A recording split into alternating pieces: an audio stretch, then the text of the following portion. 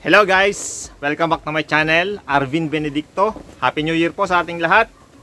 And today's video, mag-update lang po tayo sa ating tanim na ampalaya at sili na rin. And our verse sa Philippians 4:13, sabi po doon, I can do all things through Christ who strengthened me. Let's go guys!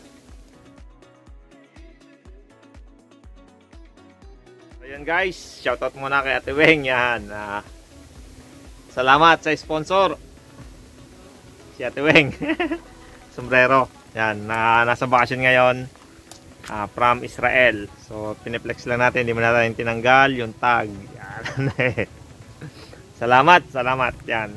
Lagi kasi tayong naka-cap. Kaya, yan, pasalubong sa atin. So, Happy New Year 2024. Salamat 2023. So, yan, tayo naglaba kaninang umaga. So, nasa tanawan pa rin ng ating mag-ina.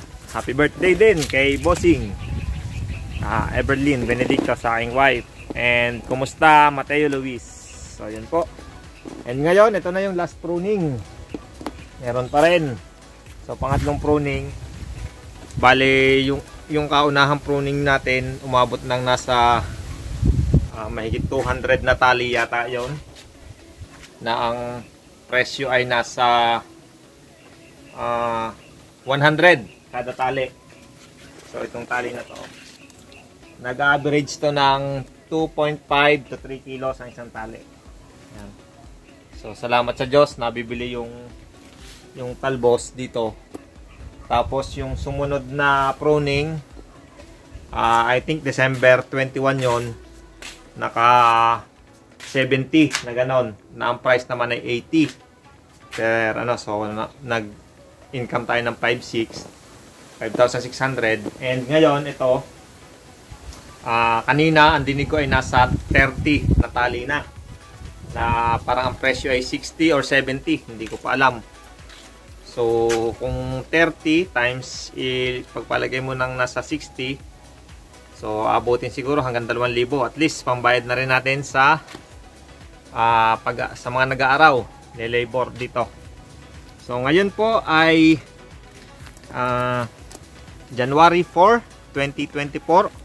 Tapos itinanim natin ito ay November 10, December 10, January 10, minus 6. So 46 ba? 56.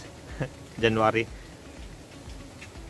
6. 54 days. 54 days after transplant na. So nakapitas na rin tayo. At ito bukas pipitas na ulit tayo. Bali, nakadalawang pitas na tayo. So yan, mapapansin nyo. Yan, meron ding uod. Mapapansin nyo ito. Uod, hindi pa kasi tayo nag-spray. Bukas pa tayo mag-spray pagkapitas. So yun, pirat muna. So yan po, ang lalaki.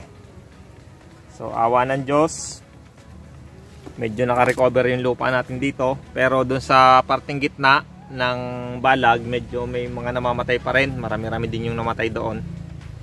So hindi pa talaga totally recovered lahat yung lupa. Pero praise God, dahil sa 4,000 siguro na tinanim natin, baka ang nabubuhay pa ay nasa 3,500 na puno pa, or 3,000 to 3,500, hindi bababa. So yun, and then mapapansin nyo, marami na ring mga bagong bunga, mga maliliit pa lang. Yan. So hopefully maka-harvest tayo dito ng tonelada. At tumaas din yung presyo kasi ang babangay ng presyo ng ampalaya. Last nating benta noong January 2. So ang presyo ay 27 pesos. So at least naka 170 naman tayong kilo. So yun, pero mababa. Halos tablahan lang sa maintenance.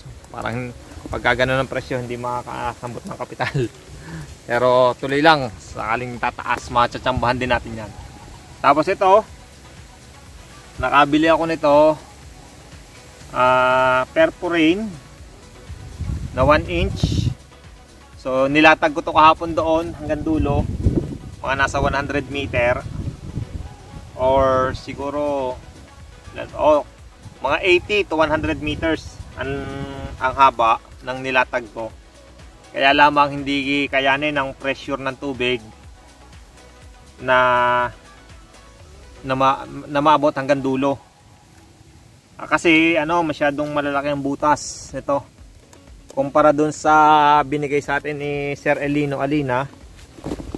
Shoutout kay Sir Elino Alina sa US. Ayan.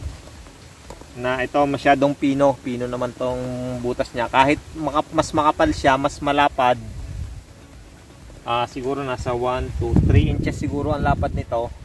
Yung kabila naman ay nasa 2 inches. Kaya lamang ang kaibahan nila, mas pino itong butas nito. Kaya kahit mahaba, na susustain niya na malagyan lahat ng tubig at mailabas hanggang dulo. So ang ano bang tatak nito? Sun Tiger. Kaya lamang hindi ko alam kung sa US yata ito binili ni Sir Elino. Alam ko sa US pa ito binili. Tapos pinadala dito, pinabagahe sa Pilipinas. Tapos yun, binigyan tayo ng 3. At ito nga ating tinesting. Tapos itong binili ko sa Shopee, masyadong malalaki ang butas. Kung sa karayom, parang yung malalaking karayom ang pinantusok dito. So pwede siya siguro hanggang 60 meters. Pero magdidepende pa rin kung malakas talaga yung pressure ng inyong tubig. Pwede naman kayanin hanggang mahaba. So again, magdidepende yan sa inyong makina at sa laki ng tubo na nilalabas ng tubig. So yan, mapansin nyo, nagbaklas na rin nga tayo ng plastic dahil nga ito ang balak natin na pandilig, itong mga hose na to. So sa una lang tayo nagpa-plastic para hindi agad damuhin. Tapos ang plano ko dito ay i-sprayan ko rin ng herbicide. Kaya ako pinatanggal yung plastic. Tapos syempre kaya ako nga tinanggal din yung plastic para pag nagdilig tayo gamit ang perforane ay hindi siya sasabit sa plastic o hindi dudulas lang, para talagang yung buong lupa na nasasakupan ng mga ugat niya ating mai-sprayan, madidiligan. So ganun lang po, unti-unti tayong naglalagay ng mga perforane.